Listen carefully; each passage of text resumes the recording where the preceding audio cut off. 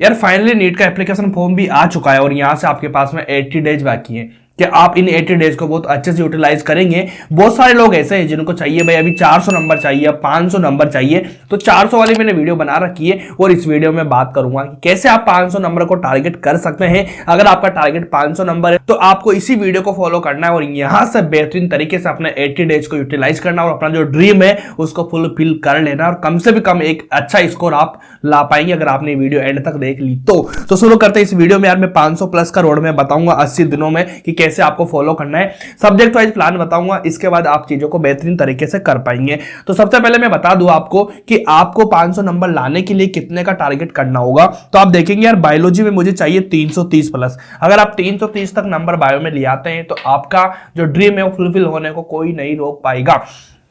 इसके बाद मैं बात करूं केमिस्ट्री की, तो केमिस्ट्री में भाई आपको लगभग 120 नंबर का टारगेट लेके चलना पड़ेगा, तब जाके आप अचीव कर पाएंगे अपने स्कोर को। उसके बाद बात करूं फिजिक्स की, तो फिजिक्स में आपको 100 नंबर चाहिए, तब जाके आप अचीव करेंगे। अगर आप इनको टोटल करेंगे तो भैया ये 550 प्लस नंबर बैठेगा, लेकिन 550 नंबर का अगर आप पढ़ रहे हैं कंटेंट, उसके बाद 500 नंबर आप आराम से ड्रीमिंग कर सकते हैं। अगर आप 500 का पढ़ के 500 नंबर नहीं लाया जा सकता, इसके लिए आपको क्या करना पड़ेगा कि कम से कम 550 तक आपको करना पड़ेगा। उसके बाद ये वाला स्कोर आपका आसानी से आ सकता है। तो अब बात करेंगे सब्जेक्ट वाइज कि कौन से सब्जेक्ट में क्या प्लानिंग आपकी होना चाहिए।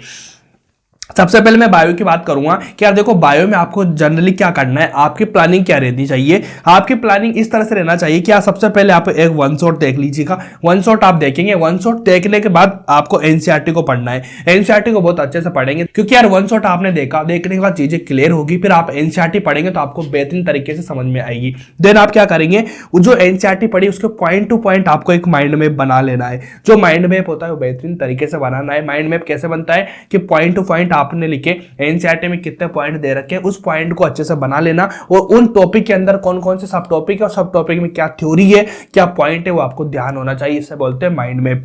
देन आपको पीवाईक्यूज लगाना है और एंड तक आपको 3 रिवाइज कर लेना है जिसमें आपका काम हो जाएगा। रिवाइज कैसे करना है कि यार 35 चैप्टर आपके पास में बाकी है। फर्स्ट में अगर मान लो आप एक चैप्टर डेली का करते हैं तो 35 दिन में आपका कंप्लीट हो जाएगा। उसके बाद आप बात करेंगे जो 35 चैप्टर है उनको बाद में सेकंड रिवाइज में आप क्या करेंगे कि भाई 2 चैप्टर डेली का करेंगे तो लगभग 18 दिन में आपका खत्म हो जाएगा। ठीक है, उसके बाद आपको 35 चैप्टर आपके पास में जब तीसरा रिवाइज आप कर रहे होंगे तो 2 से 2.5 चैप्टर ऐसे होंगे जो आप डेली का कर रहे होंगे, लमसम आप 15 दिन में खत्म कर लेंगे। इस तरह से आप देखेंगे 17 दिन में आपके 3 रिवाइज हो जाएंगे। फिर लास्ट में सबसे इंपॉर्टेंट यही चीज होती है कि आप जो 35 चैप्टर है इनके एक बार टेस्ट दे लेना। आपको पर्टिकुलर चैप्टर वाइज आपको टेस्ट देना पड़ेगा क्योंकि आपका जो टारगेट है 330 ये जो बहुत बड़ा टारगेट है, इसके लिए आपको इतना करना पड़ेगा। साथ में 10 फुल टेस्ट आपको देने पड़ेंगे, तब जाके आप वो वाला स्कोर जो मैंने बताई ये वाला अचीव कर सकते हैं। ये वाली प्लानिंग रखना आराम से हो जाएगा। 3 महीने डट के मेहनत करो, 12 से 15 घंटे डेली का पढ़ो, चीजें हो जाएगी क्लियर, गारंटेड बोल रहा हूं इस चीज को लेके। केमिस्ट्री की बात करेंगे तो भाई देखो केमिस्ट्री में आपको इनऑर्गेनिक, ऑर्गेनिक, फिजिकल तीनों मिलती है। तीनों की अलग से प्लानिंग आपकी होना चाहिए कि इनऑर्गेनिक कैसे पढ़ूंगा, ऑर्गेनिक कैसे पढ़ूंगा, फिजिकल कैसे पढ़ूंगा।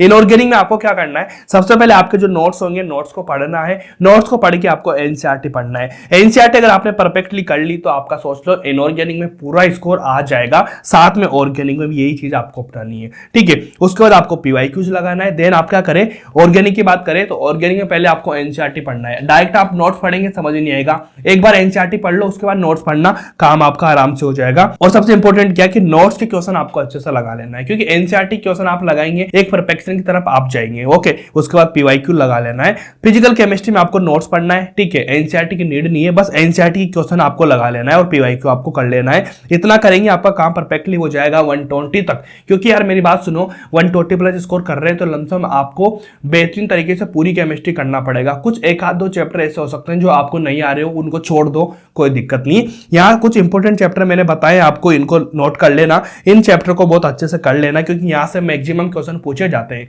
तो इन चैप्टर को आपको बहुत अच्छे से कर लेना है। ओके, केमिस्ट्री की यही प्लानिंग रहेगी। इसके बाद अगर आपको कोई प्रॉब्लम आती है तो मुझसे बात कर लेना कमेंट में, इंस्टाग्राम पे मैं और डिटेल में आपको समझा दूंगा चीजों को, है ना। उसके बाद बात करें फिजिक्स की, तो फिजिक्स में भाई आपको केवल 100 नंबर चाहिए, तो आपको केवल ये वाले चैप्टर्स करने हैं। ठीक है, ये वाले चैप्टर को आपको बहुत अच्छे से कर लेना है। कैसे करना है कि डिटेल लेक्चर आपको देखना है, वन शॉट वगैरह से काम नहीं चलेगा, डिटेल लेक्चर आपको देखना है। उसके बाद नोट्स के क्वेश्चन जो बनेंगे उनको अच्छे से करो और पीवाईक्यू करो। और सबसे इंपॉर्टेंट चीज क्या कि आपको जेईई मेन के लास्ट 3 ईयर के पीवाईक्यू को बहुत अच्छे से कर लेना है क्योंकि ये वाले 3 इयर्स की पीवाईक्यू आपने किए तो लगभग आपको 10 क्वेश्चन ऐसे मिलेंगे जो आपको उनके सिमिलर होंगे, या फिर डायरेक्ट क्वेश्चन ऐसे होंगे 3 से 4 क्वेश्चन जो डायरेक्ट मिल जाएंगे। मतलब 10 क्वेश्चन का आपको फायदा हो जाएगा अगर ये वाली चीज आपने कर ली तो। बस इस तरह से आपको फिजिक्स को अप्रोच बनाना है, और साथ में आपको मिलके बहुत बेहतरीन तरीके से जो आपका फिजिक्स का 3 रिवीजन आपको कर लेना है। ओके, केमिस्ट्री का भी आपको 3 रिवीजन कर लेना है, बायो का बता ही दिया मैंने 3 रिवीजन आपको करने।